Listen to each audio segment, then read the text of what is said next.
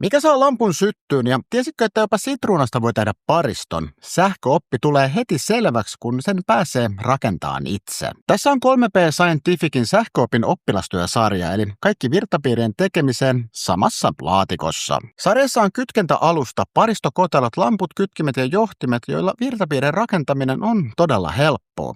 Sarjalla voi tehdä jopa 28 eri sähköopin koetta, joten se kattaa koko yläkoulun sähköopin.